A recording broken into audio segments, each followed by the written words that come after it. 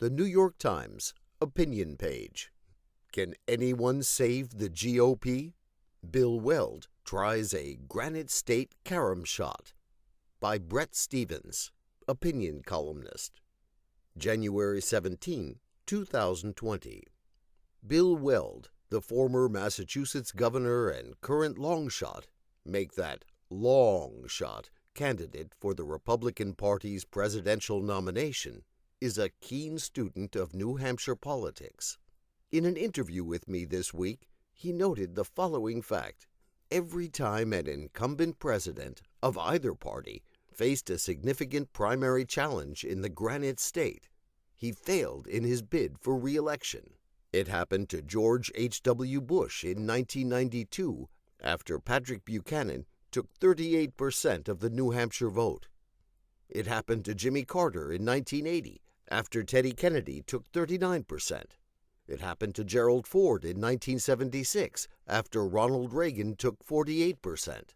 It happened to Lyndon Johnson in 1968 after Eugene McCarthy took 42%. It happened to Harry Truman in 1952 when Estes Kefauver beat him outright 55% to 44%. So, Weld reasons, why not try to make it happen to Donald J. Trump, too? That's the hopeful thought in what otherwise seems to be Weld's hopeless bid to derail a president whose support among Republicans was 89% last month, according to Gallup. Weld is too much a politician to admit publicly that he sees no shot for himself of winning. A messiah complex lies at the root of many monumental ambitions.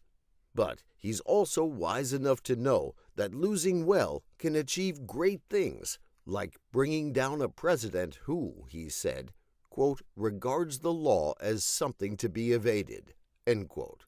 Can that be done between now and February 11, the date of the New Hampshire primary?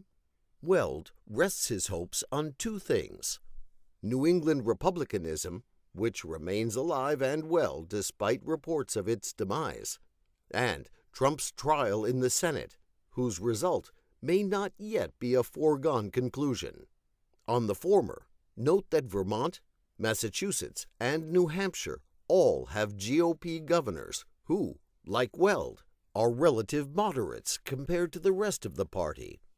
New England Republicans can also be fickle in their loyalties and late to make up their minds. Buchanan was also seen as a non-starter against Bush Sr. just weeks before the 1992 primary. On the latter, Weld knows a lot about the impeachment process, having worked on the House Judiciary Committee's staff as a young lawyer in 1974 as it considered articles against Richard Nixon. Nixon, Weld recalled, quote, was essentially forced to withdraw from the presidency because he had been caught lying on television to the American people on one topic, end quote. A foothill of a deception compared to Trump's Karakoram range. Weld also knows how quickly things can turn in the course of a trial. Quote, cases don't look the same at the end as they do at the beginning, end quote, he noted, recalling his prosecutions of public corruption in the 1980s as United States Attorney for the District of Massachusetts, where he won 109 convictions in 111 corruption cases. He believes that if 4 Republican senators join Democrats in voting to call witnesses, Ohio's Rob Portman could provide the decisive vote, then anything is possible. Quote, the one sport where the unthinkable can become the inevitable in a matter of weeks or even days, end quote, Weld said, quote, is national politics, not the National Football League, end quote. Maybe that's right, assuming devastating testimony from John Bolton, the former National Security Advisor, former Rudy Giuliani associate Lev Parnas, and who knows who or what else. Not that any kind of testimony is likely to sway the 67 senators needed for a conviction, but it's not quite out of the question that it might, in the coming weeks, sway a large fraction of New Hampshire Republicans to vote against the president, thereby setting into motion forces that could bring him down. That's the hope, at any rate. The odds against? I'd say 20-1, which is to say, still worth a shot. If it fails, Weld said he would not run as an independent. Unlike in 2016, when he ran with Gary Johnson on the Libertarian ticket and won 4.5 million votes, he has no interest in playing the spoiler to anyone in the race, except Trump. The larger question, if it fails, is what becomes of the G.O.P.?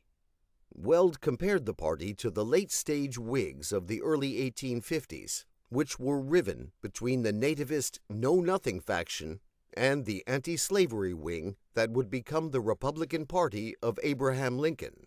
Fortunately, the good side won that time. And this time?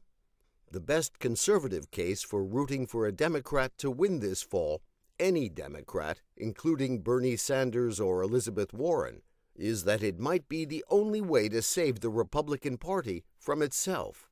That could happen if a critical mass of conservatives repudiates Trumpism or forms a new party on the Lincoln model. Weld calls it the Liberty Party. Alternatively, a Sanders or Warren victory could send the G.O.P. to even further extremes. In politics, as in nature, forces always come in pairs. Democrats who want to see Republicans recover their center need to protect their own. In the meantime, wish Bill Weld well in his Granite State carom shot.